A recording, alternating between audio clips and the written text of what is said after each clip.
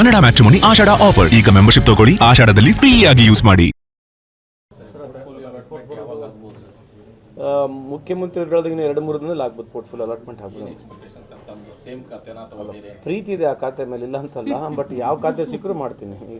Any opportunity given I will try to do my best.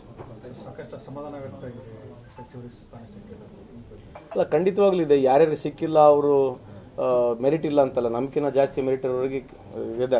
ಪ್ರತಿಯೊಬ್ಬರು everybody has got merit. ನಾನು lucky ಅಂತ ಯಾವಾಗಲೂ ಭಾವಿಸ್ತೀನಿ.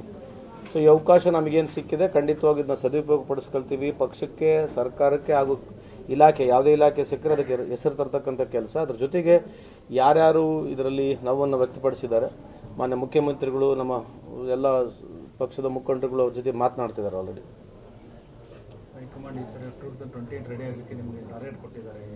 ಟಾರ್ಗೆಟ್ ಎಲ್ಲ ಪಕ್ಷಗಳು ಅವ್ರಿಗೆ ಕೊಡ್ತಾರೆ. ಲಾಸ್ಟಿಗೆ ಜನ ತಾನೆ ಯಾವುದೇ ಟಾರ್ಗೆಟ್ ಅಚೀವ್ ಮಾಡ್ಬೇಕಂದ್ರೆ ಓಟ್ ಹಾಕೋ ಜನ ತಾನೆ.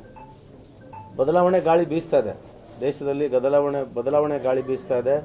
ಇದು ಕೇವಲ ಬರೀ BJP ವಿರುದ್ಧ, ಕಾಂಗ್ರೆಸ್ ವಿರುದ್ಧ ಅಂತಕ್ಕಂಥ ಮಾತು ಹೇಳ್ತಾ ಇಲ್ಲ. ಹೊಸ ಜೆನ್ಜಿ ಅಂತಕ್ಕಂಥದ್ದೇನಿದೆ, ನಾನು ಅಲ್ಲಿ ಡೆಲ್ಲಿಯಲ್ಲಿ ಅದರಲ್ಲಿ ಕೂಡ ನಾನು ಪಾರ್ಟಿಸಿಪೇಟ್ ಮಾಡಿದ್ದೆ.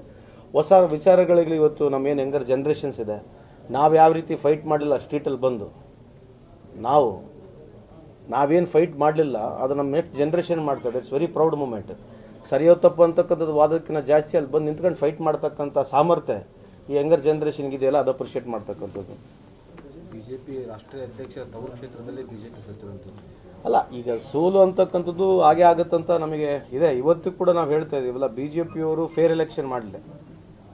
BJPಯವರು ಫೇರ್ ಎಲೆಕ್ಷನ್ ಮಾಡಿದ್ರೆ ಖಂಡಿತವಾಗ್ಲೂ BJP ಸೋಲುತ್ತೆ. ಫೇರ್ ಎಲೆಕ್ಷನ್ ಮಾಡೋಕ್ಕೆ ಬಿಡೋದಿಲ್ಲ ಅವ್ರ ದೇಶದಲ್ಲಿ.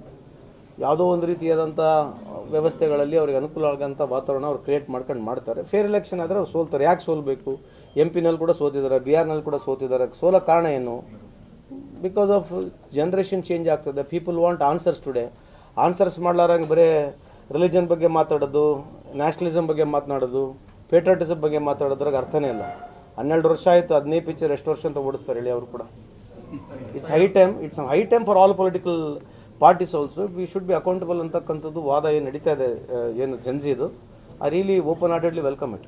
V all have to be at last accountable for everything.